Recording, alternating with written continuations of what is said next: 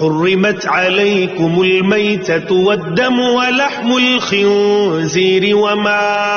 أهل لغير الله به والمنخنقة والموقوة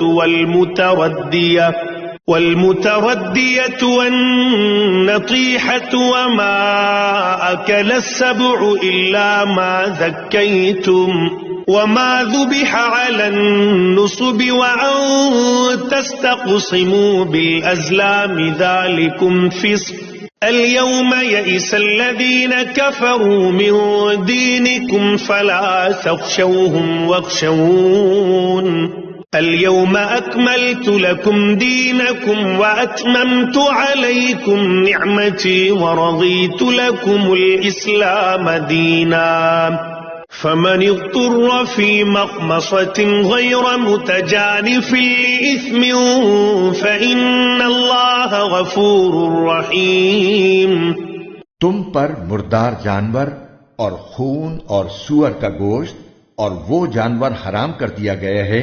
جس پر اللہ کے سوا کسی اور کا نام پکارا گیا ہو، اور وہ جو گلا گھٹنے سے مرا ہو اور جسے چوٹ مار کر ہلاک کیا گیا ہو اور جو اوپر سے گر کر مرا ہو اور جسے کسی جانور نے سینگ مار کر ہلاک کیا ہو اور جسے کسی درندے نے کھا لیا ہو، الا یہ کہ تم اس کے مرنے سے پہلے اس کو ذبح کر چکے ہو۔ اور وہ جانور بھی حرام ہے جسے بتوں کی قربان گاہ پر ذبح کیا گیا ہو۔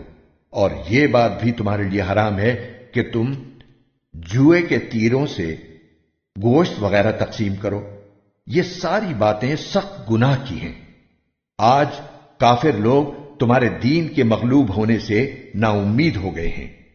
لہذا ان سے مت ڈرو اور میرا ڈر دل میں رکھو۔ آج میں نے تمہارے لیے تمہارا دین مکمل کر دیا، تم پر اپنی نعمت پوری کر دی اور تمہارے لیے اسلام کو دین کے طور پر ہمیشہ کے لیے پسند کر لیا، لہذا اس دین کے احکام کی پوری پابندی کرو۔ ہاں، جو شخص شدید بھوک کے عالم میں بالکل مجبور ہو جائے اور اس مجبوری میں ان حرام چیزوں میں سے کچھ کھا لے، بشرطے کہ گناہ کی رغبت کی بنا پر ایسا نہ کیا ہو، تو بے شک اللہ بہت معاف کرنے والا بڑا مہربان ہے۔